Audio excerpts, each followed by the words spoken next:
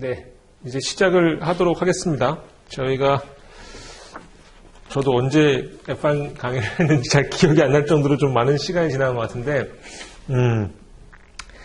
이제 또 5월달에 시험이 있죠. 그래서 5월달 시험을 준비하는 과정에서 이제 5화를 이제 하게 됐고요. 제 소개부터 먼저 좀 하고 시작을 할게요. 제 이름은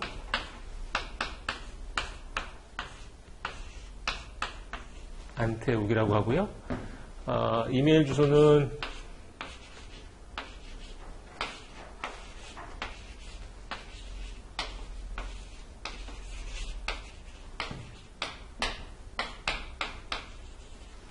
TWA6998 하고 골뱅이하고 gmail입니다. 그래서 근데 질문을 주시는 거는 좋긴 좋은데 제가 질문을 주시면은 대부분 다 다른 분들도 똑같은 질문이 나올 수가 있기 때문에 게시판인가요? 거기를 이용해서 제가 이제 답변을 드리는 방향으로 많이 유도를 해드려요. 왜냐면 A라는 분이 질문해 주셨는데 B라는 분이 또 똑같은 질문을 해주시는 경우도 꽤 많이 있어서 그래서 가급적이면은 그러니까 이 질문이라는 것 자체가 개인적인 질문이 아니고, 그러니까 이 FRM 이 과정 중에서 공부에 관련된 질문이고, 뭐 시험에 관련된 질문이라고 하면은, 가급적이면 게시판을 올려주시는 게 가장 좋고요. 그게 아니라, 나만의 개인적인, 굉장히 프라이빗한 그런 질문이다 라고 하면 저한테 이메일 주시면은 제가 답변을 드리는 걸로 그렇게 하도록 하겠습니다.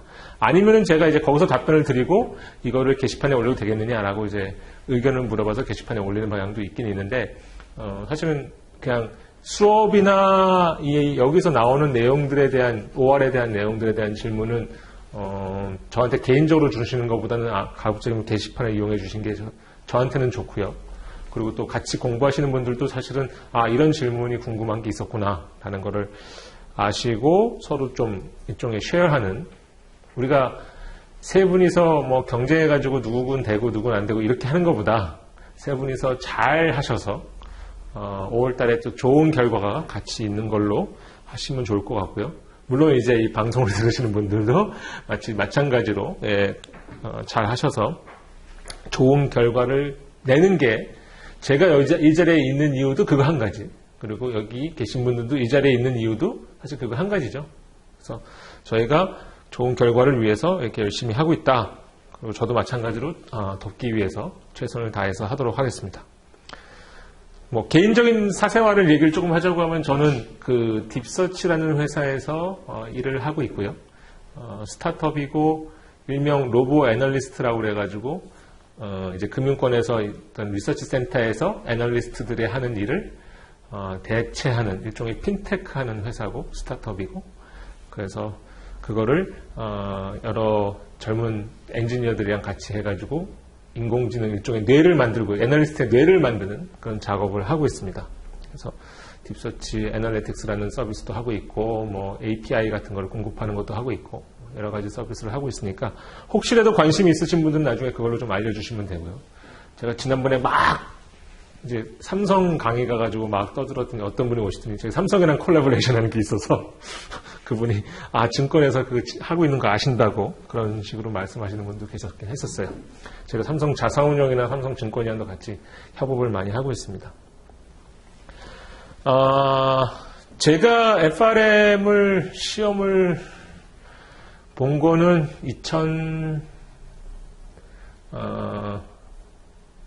2002년도인 것 같아요. 그래서 지금 요즘 시험 트렌드가 어떠냐 뭐 이런 거 물어보시면 제가 전혀 잘 모르고요. 물론 OR에 대한 거는 이제 알긴 알지만, 그래서 시험 자체를 본 거는 꽤 오래 전에 본 일이고, 그리고 그때 당시에는 이제 제가 CFA라는 시험을 다 패스를 하고 이제 일명 차터라는 걸 받고 나서, 지금도 그런지 모르겠습니다. 그때 당시에는 CFA 차터를 가지고 있으면 1차 시험 면제 됐던 시기였었어요. 그래서 2차 시험 면제됐고 그냥 2차 시험 봐서, 그래서 패스해가지고 운이 좋게 FRM을 패스를 했고, 그리고 이 자리에서 좀 가르치고 있는 그런 상황이라고 보실 수가 있습니다. 제가 일명 리스크 매니저로서 활동을 한 거는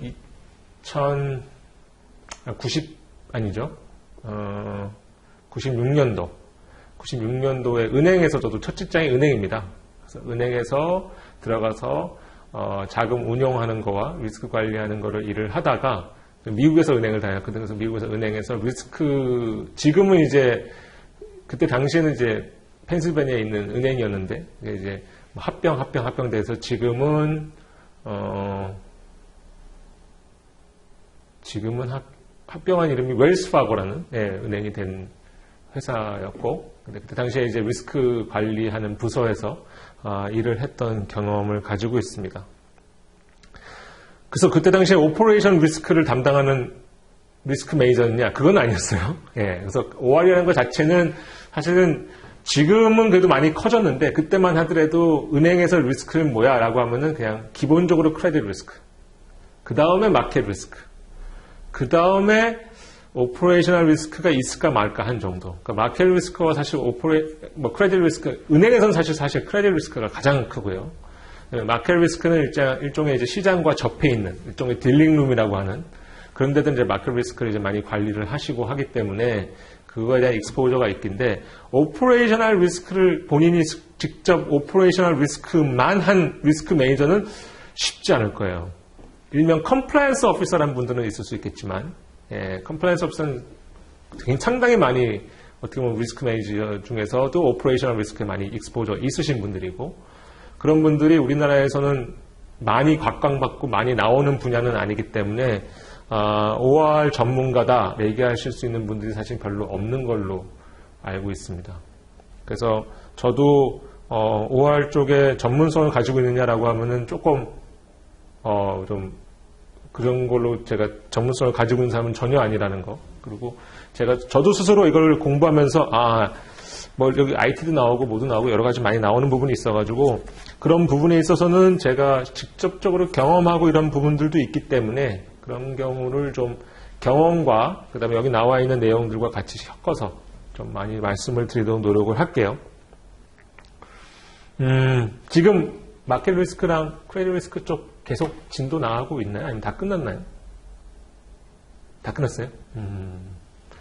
그래서 일단 중요한 거는 마켓 리스크와 크레딧 리스크라고 사람들이 많이 생각을 하실 텐데 이게 꼭 그렇지 않습니다. 왜냐하면 시험 중에서 이 OR이 차지하고 있는 비중이 20%예요.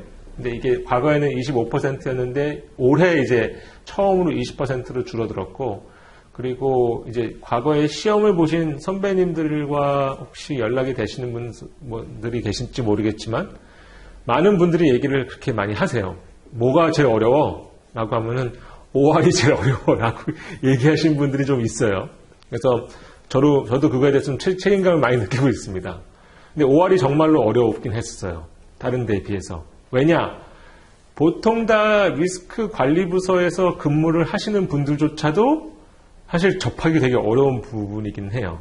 왜냐면은 대부분 다 아까 말씀드린 것처럼 나는 뭐 신용, 아니면 시장 리스크에 대해서 많이 관리하고 많이 봐왔는데 OR은 그럼 과연 내가 하고 있는 일과 뭐가 접점이 있을까라는 걸 얘기했을 때 참 찾기가 쉽지 않은 그런 부분들이 있습니다. 근데 중요한 건 뭐냐?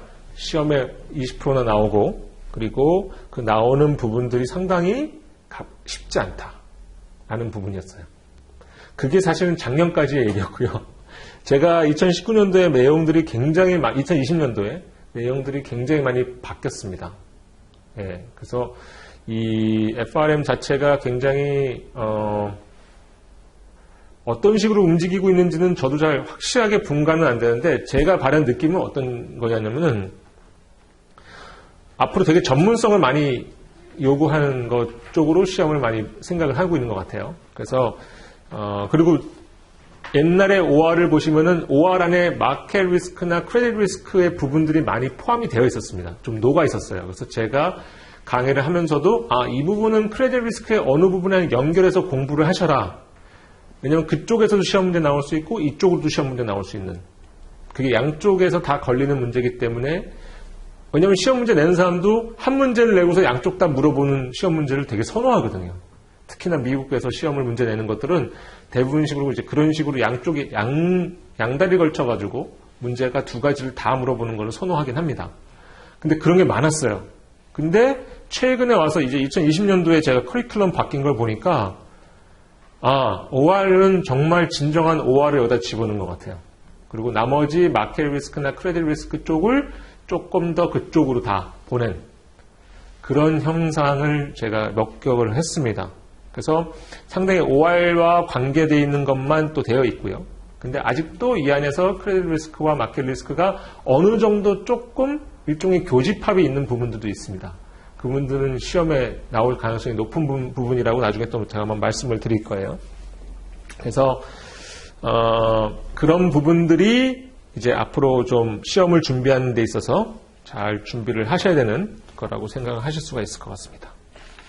요거 다 받으셨나요? 핸드아웃? 네. 오늘 첫째 시간, 둘째 시간, 셋째 시간은요.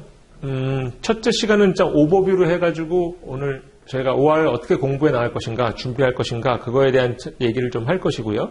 그 다음에 두 번째 시간은 리딩 37을 하게 될 것이고, 그 Principles for the Sound Management of Operational Risk라는 거, 그걸 하게 될 것이고, 그 다음에 그 마지막 시간에는 52장은 뭐에 대한 거냐면은 아웃소싱 리스크에 대한 겁니다. 그래서 오늘은 그렇게 3개로 해서 진행을 하도록 할게요. 시작하기 앞서서 혹시 뭐 질문 있으신가요? 질문 없어요? 네. 알겠습니다. 자, 오늘 나눠드린 요 한 장짜리 되어 있는 거, 요걸 한번 보시죠. 오늘 시험에 대한 오버뷰를 좀 말씀을 드릴 거예요, 처음에. 좀 편하게 가기 위해서. 자, 파트 2고요. 혹시 파트 1이랑 파트 2 같이 보시는 분 계세요, 이번에? 5월달에? 다 파트 1은 패스를 하신 분들입니다. 알겠습니다. 제가 지난번에 강의에서는, 지난번에 아니고, 지난번에 강의했을 때는 파트 1, 2를 같이 공부하시는 분이 계시더라고요. 그래서, 이거 하나도 하기 힘든데, 2개를 같이 할 수 있을까 막 생각을 하긴 했었는데, 그래도 이게 연결이 돼서, 할만하다고 그러긴 하시더라고요. 그분 결과가 좀 궁금하긴 하네요. 하여튼, 그래서 파트 2는 지금 여기 나와 있는 것처럼 4시간 동안 시험을 보는 거고, 그 다음에, 오후 2시부터 6시까지 봅니다. 그래서 총 80문제가 나오고, 한 문제당 3분씩 주어져서 20문제를 60분 동안 푼다고 했을 때 그렇게 되는 거죠. 그러니까 한 문제당 3분이라고 보시면 돼요. 근데 OR은 16문제가 나옵니다. 20%. 그러니까 16문제가 어디서 나올 건가를 아시면은 상당히 이걸 대처하기 수월하겠죠. 이렇게 두꺼운 책을 사실 공부를 하는데, 물론 두꺼운 책을 공부하는데 어디는 나올 거니까 공부하고 어디는 안 나올 거니까 공부 안 한다 라고 생각해서 접근하시면 절대 안 되고요. 다 공부하셔야 됩니다. 안타깝지만. 근데 다 공부하실 때도 중요한 건 뭐냐면은 이건 반드시 나온다. 이거는 나올 가능성이 굉장히 높다. 라고 하는 거를 확실하게 아시면 돼요. 그 다음에 나올까 말까 하는 그런 애매한 부분에서 나오면은 맞으면 좋죠, 당연히. 맞도록 자기가 그런 거에 대한 좀 나울리지 베이스를 좀 키워야 되는 거는 당연하고요. 근데 거기서 틀리는 거는 어쩔 수 없이 다른 경쟁자들도 거기서 틀릴 수밖에 없는 부분이라고 생각하시고, 우리는 최대한도로 여기서 많은 고득점을 하고 간다라고 생각을 하시면 됩니다. 제가 그 CFA 에세이도 강의를 하거든요. 에세이가 있어요. CFA 시험 3차 시험에 보면 50%가 주관식입니다. 주관식 이제 필기를, 그러니까 일종의 이제 자기가 작문을 해서 글을 써가지고 하는 부분이 있는데, 제가 그거 강의를 해요. 그 강의를 하는 이유는 제가 에세이 그 채점을 6년 동안 채점을 했었거든요, 미국에서. 그래서 그거를 했던 경험이 있으니까 어떻게 에세이를 써야 되는가라는 거에 대한 강의를 하는 게 있습니다. 근데 FRM은 다행히도 주관식이 없어요. 객관식이에요. 그래서 본인이 이 찍는 능력도 어떤 식으로 스킬을 좀 가지고 계신 분들은 제대로만 잘 찍어도 사실은 충분히 패스하실 수 있다라고 보여집니다. 찍는 것도 실력이에요. 근데 찍는 것도 실력이라는 게 많은 문제들을 경험을 하고 많이 찍어봐야 그것도 늘어요. 그래서 궁극적으로 우리가 나중에 문제 같은 것도 많이 다뤄보고 그런 거를 좀 열심히 하는 게 필요합니다.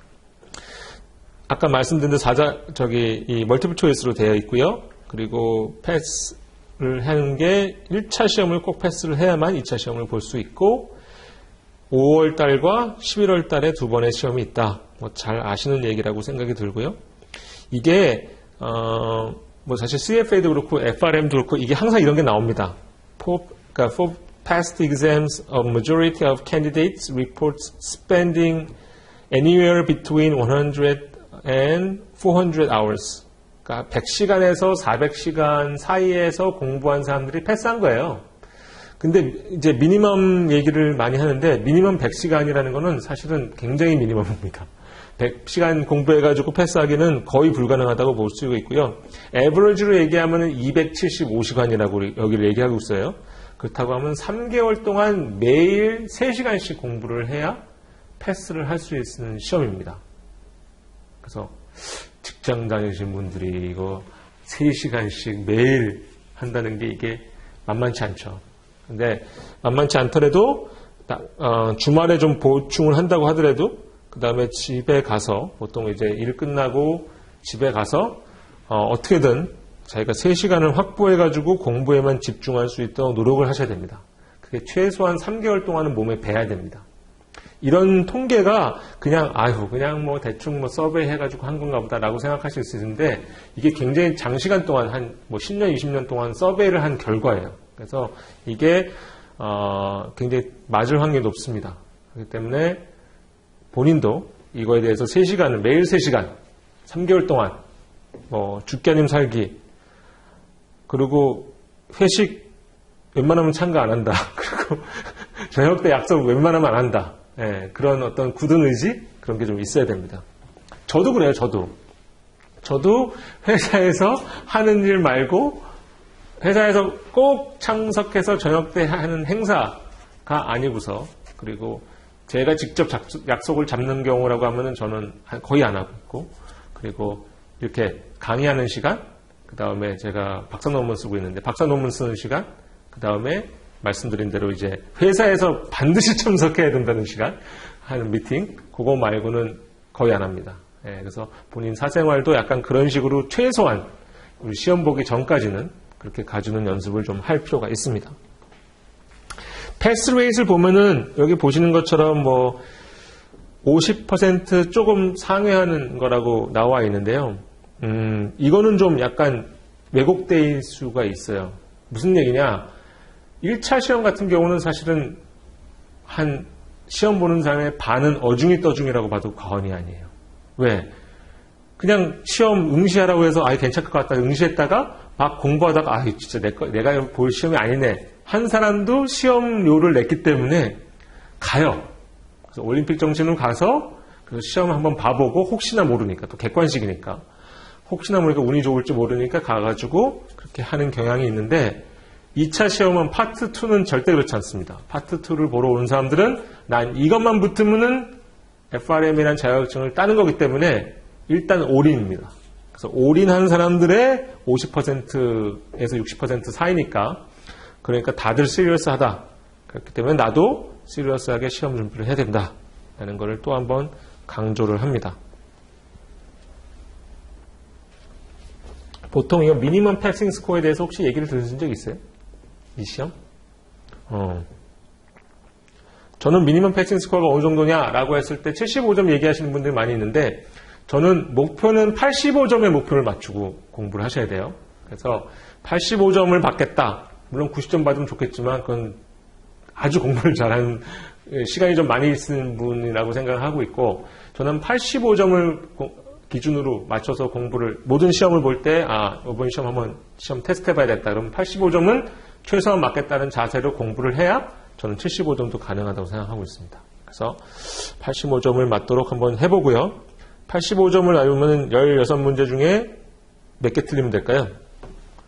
제가 보기에는 한두 개 틀리면 된다는 거고 보기 때문에 우리가 거의 다 맞는 걸로 해서 생각을 하면 될 것 같습니다. 자, 그래서 우리가 12번에 걸쳐가지고 지금 할 거예요. 그래서 스케줄이 쭉 나와 있습니다. 근데 아까 안희태 이사님 오셔도 아마 말씀하시겠지만 뭐 다음 주는 일단 휴강하기로 돼 있어서 제가 온라인으로 해서 동영상 강의 촬영을 하고 촬영분을 제가 올려드리는 걸로 진행을 할 거고요. 이 스케줄대로 그대로 갑니다. 자, 제가 이제 OR이라고 써 있는 부분이 있는데, 그리고 밑에 빨간색으로 amended라고 한 부분과 그 다음에 new라고 하는 부분이 있어요. 그래서 amended라고 한 부분은 이 리딩 자체가 원래 있었어요. 2019년도에도. 근데 2019년도에서 20년도 오면서 20년도에 그 안에 있는 내용들이 조금 바뀐 내용이 있는 겁니다. 그래서 크게 바뀌진 않았어요. 근데 그 바뀌었다는 것 자체에 대해서 크게 포인트가 있는 겁니다. 무슨 얘기냐? 커리큘럼을 바꾼다는 것은 이 시험을 내는 출제위원이나 출제위원회가 여기를 왜 바꿨을까? 라는 걸 한 번쯤 생각을 해보실 필요가 있어요. 바꾼다는 건 뭐냐면은 뭐가 잘못됐든지 아니면 old fashion이라는 거예요. 이제 시간이 지나서 여기가 더 이상 중요하지 않았다든지 뭔가 새로운 게 나왔다든지 그런 식으로 바뀐 겁니다. 그래서 일단 amend보다는 new에 집중을 하셔야 됩니다. 여기서 new라고 나와 있는 챕터는 제가 장담하건대 나올 가능성이 80% 이상이에요. 이 new라고 하는 챕터들은. 그리고 amend라고 한 챕터는 나올 가능성이 한 60% 정도 보시면 됩니다. 그 외에 기존에 있었던 챕터들은 중요한 거는 80% 이상짜리가 있어요. 그건 제가 그 챕터에 대해서, 그 리딩에 대해서 얘기를 할 때 제가 설명을 드릴 겁니다. 이건 중요하다고. 자, 그리고 캘큘레이션이 필요한 파트가 있어요. 캘큘레이션이 필요한 파트가 뭐냐? 우리가 맨 그 시험, 지금 그 텍스트 다 받으셨죠? 텍스트북 맨 뒤에 보시면 공식이 나옵니다. 공식. 포뮬러라고 하는 공식이 나와요. 자, 그 공식에 나온 거로 통해 가지고 캘큘레이션 하는 계산 문제가 나옵니다. 제 생각에는 한 3개 정도가 나올 가능성이 있어요. 그 공식이 필요한 리딩은 한 4개에서 한 5개 정도 됩니다. 근데 그 5개 중에 3개는 최소한 나오기 때문에 거기 5개는 완전히 자기 걸로 만들어 놓으셔야 돼요. 완전히 자기 거. 무슨 얘기냐? 공식을 외우는 거는 기본이고 그걸로 해서 최소한 문제에 대한 연습이 한 10문제씩 각각. 그러니까 계산 문제만 한 10문제를 5개를 정도 풀어야 되니까 한 50개 문제를 스스로 연습하는 거는 최소한 몸에 배어 있어야 돼요. 우리가 FRM 준비하면서 그냥 일종의 컨셉추얼한 내용에 대해서, 그러니까 컨셉에 대한 내용에 대해서 시험에서 찍는 거가 어렵다고 하지만 우리가 계산 문제에서 틀리면 일명 대한민국 사람으로서, 우리가 대한민국에서 수학을 한 사람으로서 자존심 상한 일이죠. 그래서 무조건 여기서는 다 맞고 간다. 제가 보기엔 3문제에서 4문제가 계산 문제가 나올 가능성이 있는데 그건 무조건 다 맞고 간다라는 걸 기본으로 알고 계시면 됩니다. 자, 챕터를 하나하나 본다고 하면은 37, 55 이렇게 오늘 52 할 건데 여기 뒤에 한번 챕터 한번 보세요. 혹시 챕터를 가지고 리스트가 되어 있는 걸 가지고 계신가요?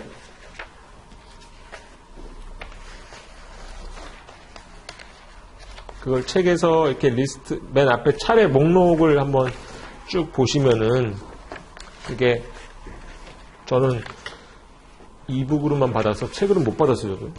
이렇게 돼 있는 걸로 받았는데 이렇게 쭉 리딩을 한번 보시죠. 컨텐츠라고 나와 있어서 리딩을 보시면은 37, 38, 39 쭉 나와 있어요. 자, 37, 38, 39 그냥 과거와 똑같습니다. 자, 40 약간의 변화가 있어요. 그래서 amend로 나와 있죠. amended라고 나와 있는 부분이 이제 변화가 있는 겁니다. 자, 41 완전히 새롭습니다. 41.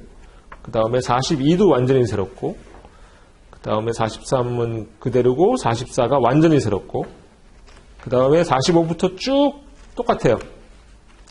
쭉 똑같다가 53에 가면은 새로운 게 나옵니다. 54는 완전 새로운 겁니다. 그다음 54가 똑같고 55가 또 새로운 거고,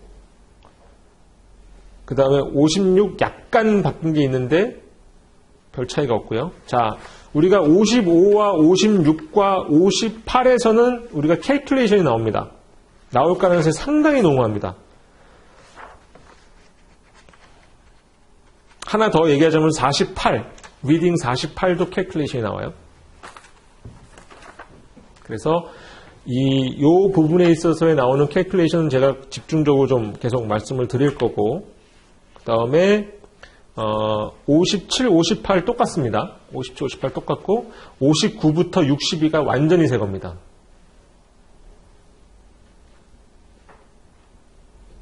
그래서 이게 새거 일단 뒤에부터 한번 쭉 볼게요. 59, 60 보시면은 사이버 리질리언스라는 말 나오죠. 예, 여기는 사이버 리질리언스라는 완전히 새로운 내용이 나옵니다. 우리가 사이버 테러, 사이버 어택, 이런 거 얘기 많이 들으셨죠? 예. 그거가 리스크 안에 들어온 게 이제 처음입니다. 여기서 시험 문제는 당연히 나온다고 보시면 돼요. 안 나오면 이상한 겁니다. 그 다음에 그 뒤에 나오는 61, 62라고 나와 있는 부분은 resilience라는 거에 대한 operational resilience라는 거에 나와요. 혹시 작년에 시험 이 OR의 타이틀은 어떻게 나와 있었냐면은 Operational and Integrated Risk Management입니다. 전체 타이틀이. 근데 이번에 어떻게 바뀌었냐면은 Operational Risk Management and Resilience라는 말이 나왔어요. 예. Resilience가 뭐예요?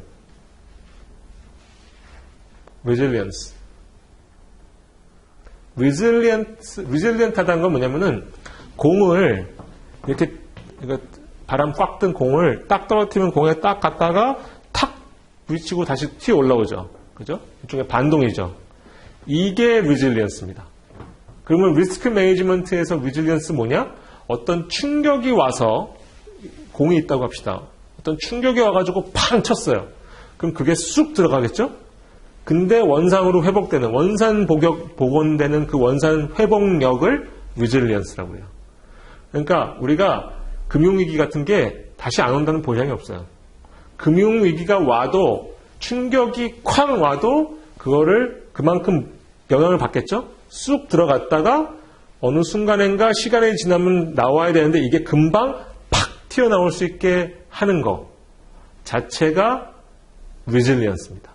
그래서 우리가 resilience가 그만큼 굉장히 중요해지고 있다는 것을 이 가프에서도 인지를 하고 아예 오퍼레이션 리스크 중에서도 가장 중요한 건 뭐냐? resilience다 라고 아예 못을 박아놓은 거예요. 그 전까지의 트렌드는 뭐였냐면은 integration이라는 게 거였어요. 자, integration은 뭐예요?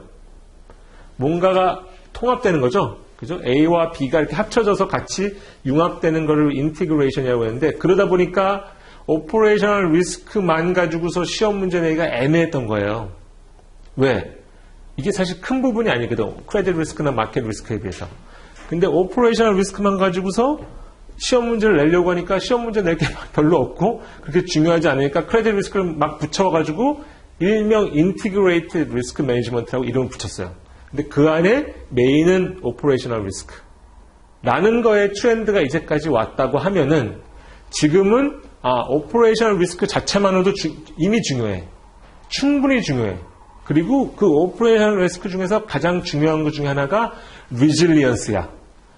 충격이 들어가도 빨리 원상 회복할 수 있는 그 능력. 그거를 resilience라고 얘기를 한다. 라고 생각을 하시면 됩니다. 그게 차이가 있는 거예요. 2019년도까지의 OR의 트렌드와 2020년도부터는 OR의 트렌드가 resilience로 넘어가고 있다. 이렇게 생각을 하시면 됩니다. 그래서 인티그레이션이 줄어들었기 때문에 인티그레이티드 리스크 매니지먼트 자체가 줄어들었기 때문에 마켓 리스크나 크레딧 리스크가 이 안에 들어갔던 것들이 빠져나간 거예요. 그래서 그런 것들이 빠져나가면서 진정한 OR 리스크, 오퍼레이셔널 리스크만 남고 그거와 플러스 알파로 등장한 게 resilience다. 라고 생각하시면 됩니다. 그래서 제가 resilience 얘기를 상당히 많이 할 겁니다. 특히나 이 새로운 챕터들이 나온 것들이 아까 말씀드린 대로 지금 61, 62 이게 resilience가 되는 거고 그 다음에 59, 60은 사이버 리질리언스. 그러니까 사이버 어택에 대한 또 리질리언스죠, 그죠? 그거고. 그 다음에 55와 58을 보시면은 55는 Before the Global Financial Crisis라고 나오죠. 그죠? Capital Regulation Before the Global Financial Crisis. 그러니까 글로벌 파이낸셜 크라이시스를 가운데 놓고 전과 후를 보는 겁니다. 그래서 55는 전을 보는 거고 그 before에다가 동그라미 쳐놓으세요. 그리고 리딩 58을 보시면은 finalizing post-crisis reforms라고 나오잖아요. 그 post에다가 동그라미 쳐놓으세요. 무슨 얘기냐? 앞에 거는 전이에요. 금융위기 전에 어떤 레귤레이션이 있었고 금융위기 후에 어떤 레귤레이션이 있었냐. 이거를 우리가 관통하면서 어떤 차이가 있는지를 본인 스스로가 알고 인지를 하고 있어야 시험 준비가 되는 겁니다. 그래서 우리가 바젤 1, 2, 금융위기 전에 바젤 1, 2와 금융위기 끝나고 나서의 바젤 3와 플러스 알파에 대한 리폼스라고 하는 그런 어떤 개혁, 바젤에 대한 것들을 이제 차이점을 아시는 게 중요해요. 그게 레귤레이션 파트입니다. 레귤레이션은 누가 레귤레이트 하는 거예요? 감독당국이. 감독당국이 누구를? 은행을. 우리가 OR을 하면서 뭐 마켓 리스크도 크레딧 리스크도 다 마찬가지가 했지만 OR 입장에서는 우리가 거의 대부분 다 자기가 은행에 속해져 있는 리스크 매니저라고 생각을 하시고 그 관점에서 접근하시는 게 좋습니다. 그래서 그 관점에서 내가 이 문제를 봤을 때 내가 뱅크에 은행에서 리스크 매니저라면 어떻게 의사결정을 해야 되고 어떻게 판단을 해야 될까라는 문제들이 쭉 나와 있는 거에 대해서 자기가 찍는 거라고 보시면 돼요. 이해가 되시죠? 자, 그렇습니다. 그래서 그런 내용들이 그냥 제가 지금 쭉 한번 훑어드리는 거예요. 어떤 게 있는지. 자, 53. 54 같은 경우는 작년에도 나왔는 거고, OTC Derivatives Market. 이거는 OTC 우리가 알고 있는 장외 파생 시장에서의 레귤레이션. 장파 시장에 대한 레귤레이션 왜 중요하냐? 우리가 금융위기 때 당했던 것들이 사실 몰기지 크라이시스. 그죠? 몰기지나 크레딧 크라이시스. 이거 전부 다 장외 파생 상품과 연결이 되어 있는 거기 때문에 이걸 많이 다룹니다. 자, 53에 보시면 뭐라고 나와 있냐면은, 머니 런더링이라는 말이 나왔어요. 머니 런더링. 머니 런더링이라는 거와 그 다음에 financing of terrorism. 우리가 ML이라는 거와 FT라는 거가 나왔는데 여기다가 별을 하나 크게 쳐놓으세요. 자, 사이버 어택도 중요하긴 중요한데 이 53에 나와 있는 머니 런더링이랑 financing of terrorism 이거에 대한 거는 시험 문제 꼭 나온다고 보시면 됩니다. 안 나오면 이상하다. 왜? 지금까지의 OR보다는 앞으로 10년의 OR에 더 중요한 부분을 차지할 거기 때문에 비중 계속 높아지고 있고요.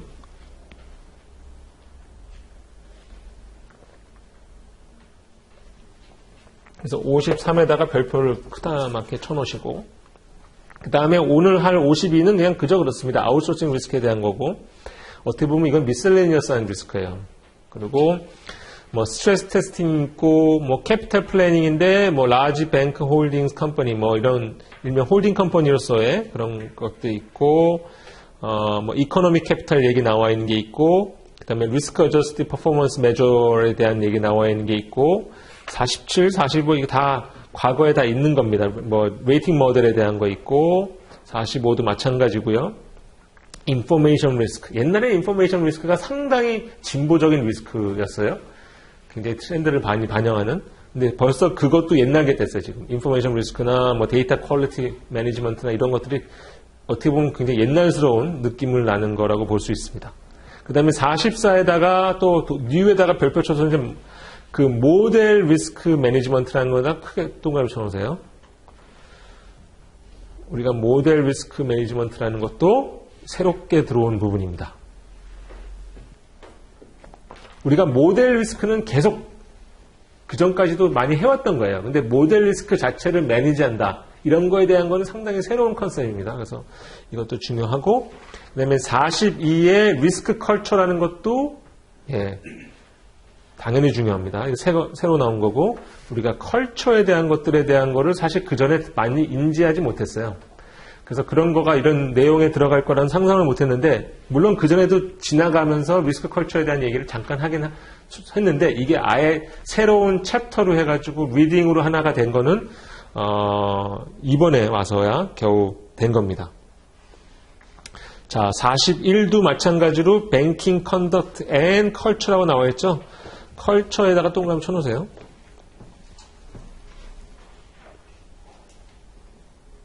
자, 그 다음에 40은 그냥 Risk Appetite Framework라고 하는 LAF라고, LAF라고 그 세 단어를 네모를 쳐놓으세요. Risk Appetite Framework, RAF 해서 LAF라고 얘기를 하는데 그 LAF에 대한 얘기를 주로 하는 겁니다. 그 다음에 38과 39는 ERM. ERM이라는 거는 Enterprise Risk Management. 요거에 대한 얘기를 하는 거고, 37은 처음에 시작하면서 우리가 리스크 매니지먼트의 정의, 오퍼레이셔널 리스크 매니지먼트의 정의가 뭐야? 그리고 그 프린시플이 뭐야? 이겁니다. 그러면 이제 우리나라에서 사람들 얘기하면, 뭐 프린시플은 뭐 그냥 붙이는 거지. 뭐가 중요해. 라고 생각할 수 있는데, 미국 애들은 그렇지 않아요. 프린시플에서 이 프린시플이 확실하게 갖춰진 상태에서 이렇게 발을 뻗고 나갈 수 있다고 생각을 해요. 그래서 이 기둥이, 이 파운데이션 자체가 되어 있지 않은 상태에서 암만 뭐가 살이 붙어도 소용없다. 그렇기 때문에 항상 이거를 맨 처음에, 항상 프린시플스라는 거를 항상 맨 처음에 갖다 놓는 것들이 이제 미국 이 스타일의 특징입니다. 그래서 이렇게 구성이 되어 있다. 라고 보시면 돼요. 그래서 다시 정리하면 ERM, 그 다음에 모델 리스크 하고 플러스 모델 리스크 매니지먼트, 그 다음에 리스크 컬처, 그 다음에 오퍼레이셔널 리질리언스, 그 다음에 뭐 바젤 얘기 나올 건데 이 글로벌 파이낸셜 크라이시스의 전과 비포와 애프터를 두 가지를 다 비교해서 이걸 관통하는 게 뭔가 라는 거를 잘 아셔야 되고, 그 다음에 그 부분에 있어서는 크레딧 리스크랑 마켓 리스크가 좀 나와요. 레귤레이션에서 바젤 들어가면 크레딧 리스크와 마켓 리스크도 같이 포함이 돼서 이게 왜 마켓 리스크 얘기를 하지? 마켓 리스크에서 다뤄야 되는 얘기인데 왜 여기서 하지? 라고 하는 부분이 있습니다. 근데 여기서는 나올 수 있어요. 왜? 아까 말씀드렸다시피 마켓 리스크에서도 중요한 부분인데 OR에서도 어쩔 수 없이 바젤 안에 들어가기 때문에 다뤄야 되는 부분이에요. 그래서 마켓 리스크의 시험 문제가 나오지 않으면 OR에서 시험 문제가 나와요. 그 문제가. 무슨 얘기인지 아시겠죠? 왜? 양다리를 건치고 있으니까 이쪽에서 시험 문제를 내면 마켓 리스크에서 우리 시험 보는 사람은 마켓 리스크 OR 갈라서 시험 보는 게 아니잖아요. 그죠? 마켓 리스크 보는 사람과 OR 시험 보는 사람이 다른 사람이 아니잖아요. 똑같은 우리잖아요. 그죠? 그러니까 우리가 사실은 마켓 리스크에서 그 문제가 나와도 풀어야 되고 OR에서 나와도 그 문제가 나와도 풀어야 돼요. 그러니까 어차피 우리는 풀어야 되는 문제이기 때문에 그런 문제가 OR에서 오퍼레이셔널 리스크, OR에서 마켓 리스크와 크레딧 리스크가 나오는 문제들은 당연히 우리 쪽에서도 나올 수 있고 마켓 리스크에서 나올 수 있다. 그렇기 때문에 양쪽으로 중요하다라는 것을 꼭 기억을 해 두시기 바랍니다. 그리고 뭐 말씀 계속 드렸지만 Financing of Terrorism이라든지 그 다음에 뭐 Money Laundering보다 Anti-Money Laundering, AML이라는 말을 더 많이 쓰죠. 그래서 Anti-Money Laundering, 우리가 돈 자금 세탁법, 자금 세탁을 해서 어떻게 이거를 잘 못하게 할 것인가, 잘 어떻게 보면 아이덴티파이하고 디텍트하고 이런 것들을 잘 할 것인가, 그런 것들에 대한 것들을 다루는 게 아까 그 머니 런더링이랑 파이낸싱 오브 테러리즘이라는 거, 그 다음에 바젤 얘기했었고, 그 다음에 사이버 레질리언스 얘기했었고, 그죠? 자, 그 정도를 커버한다고 하면 OR은 완벽한 겁니다. 네. 이제 큰 그림이 머릿속에 좀 그려지셨죠? 아, 이런 것들이 있고, 여기 구석에 이런 게 있고, 뭐 캘큘레이션이 한 4군데, 5군데에서 나오고, 이렇게 되면은, 시험 문제를 본다고 하면은 캘큘레이션에서 한 서너 문제가 나올 것이고, 이쪽에서 몇 문제가 나올 것이고, 대충 본다고 하면 대충 한 반 이상은 벌써 내가 열심히 공부해야 될 때가 어디겠다는 거를 감을 잡으실 수는 있을 거예요. 그죠? 그 다음에 이제 따라가시면서 그런 부분이 나오면은 제가 물론 강조를 또 하겠지만, 그래도 공부를 하시면서 그런 부분을 뭐 유의를 하시면서 준비를 하시면 됩니다. 잠깐만, 이거는 가프에서 이거 나와 있죠. 그죠? 예, 이거 Operational Risk and Resilience에서 뭐 exam weight는 20%고 뭐 새롭게 추가된 부분이 어느 거고 뭐 빠진 게 뭐고 어디서 어디로 옮겨갔다 뭐 이런 것들 있죠. 그거는 한번 읽어보세요. 제가 말씀드린 거를 기반으로 한번 쭉 읽어보시면 이게 어떻게 이번 2020년도 커리큘럼이 바뀌었구나 라는 거를 아실 수 있습니다. 어려울 게 전혀 없고요. 그래도 뭐 1시간이 지나가서 10분 쉬었다가 다시 할 건데 이제 37부터 37과 오늘 52를 할 거고요. 37과 52가 연결되게 할 37이 조금 길고요. 52는 짧습니다. 그래서 37 조금 길게 할 거니까 지금 휴식을 취하실 때 한 15분 정도 휴식을 취하고 한 번에 쭉 갈 거고 그다음에 조금 약간 휴식하든지 아니면 그냥 바로 가든지 둘 중에 인터미션을 갈까 말까는 좀 생각을 해보면서 할 거니까 이번에 좀 휴식을 제대로 하시고 그다음에 시작을 하도록 하겠습니다. 이 두 가지를 제가 붙여놓은 이유는 37의 마지막에 아웃소싱 리스크가 나와요. 그 아웃소싱 리스크가 나오는 거에 연결해서 52가 또 아웃소싱에 대한 챕터예요. 두 개를 붙여놨습니다, 제가. 그래서 오늘 그거를 할 거고, 그렇기 때문에 이제 계속, 1시간마다 가는 게 대부분 이렇게 왜 37, 38, 39, 40 이렇게 안 나갑니까? 라는 거에 대한 그런 질문에 대한 지금 답을 하고 있는 거예요. 그래서 이런 식으로 제가 막 뒤섞게 엮여놨는데, 본인이 생각하면서 이렇게 어떤 고리를 가지고서 연결해서 이렇게 구슬에 이렇게 실을 다 엮어 가듯이 해서 나중에는 이제 일종의 큰 한 묶음을 다 가져갈 수 있도록 그렇게 하기 위해서 제가 이렇게 좀 조정을 해서 하는 거니까 그거는 이해를 하시고 그냥 따라오시면 됩니다.